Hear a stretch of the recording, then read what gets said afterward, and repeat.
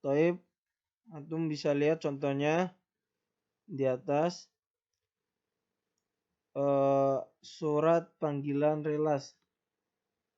Nah, di pojok atas kiri itu termasuk surat panggilan yang gimana? Maksudnya yang tidak diketahui tempat tinggalnya atau yang tergugatnya sudah meninggal.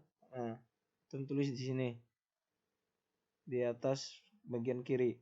Kemudian langsung saja isinya, isi suratnya Bismillahirrahmanirrahim.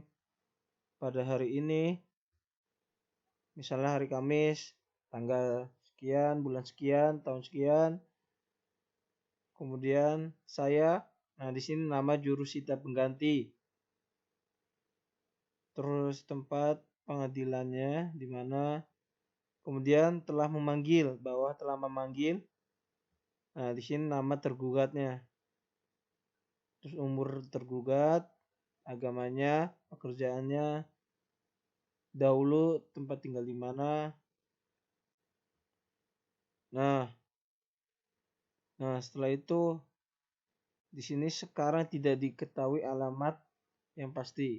Nah, ini jenisnya ya, jenis surat panggilan yang tidak diketahui tempat tinggalnya. Ini sebagai tergugat. Kemudian di bawahnya lagi dalam perkara perdata sekian.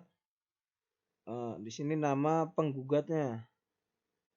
Di sini nama penggugat melawan tergugat. Nama tergugat. Terus setelah itu bawahnya lagi agar supaya ia datang menghadap di muka persidangan umum pengadilan tempat ini. Kemudian tanggal sekian, tahun sekian, dan begitulah seperti yang kalian lihat contohnya. Setelah itu paling bawah kanan di situ ada tanda tangan pada bagian jurusita pengganti. Ini yang bertugas untuk memanggil para pihak. Oke. Toib. Setelahnya kesimpulan dari penunjukan jurusita atau jurusita pengganti. Yang pertama, penunjukan jurusita atau jurusita pengganti dilakukan pada hari ke-6 dari persiapan persidangan. Yang kedua, bagian yang melaksanakan dalam penunjukan jurusita atau jurusita pengganti adalah panitera tugas meja 2 dan panitera pengganti. Kemudian terakhir adalah langkah dalam penunjukan jurusita atau jurusita pengganti. Ada 7. Dari menerima berkas perkara yang dilengkapi PMH, kemudian penunjukan jurusita atau jurusita pengganti untuk membantu hakim, kemudian menginput data jurusita atau jurusita pengganti, setelah itu menyerahkan berkas perkara kepada petugas meja 2. Dan setelah itu menerima berkas perkara dari panitera untuk dicatat tanggal penetapan PMH. Kemudian menerima bundel berkas perkara dari petugas meja 2. Dan yang terakhir adalah menerima instrumen panggilan.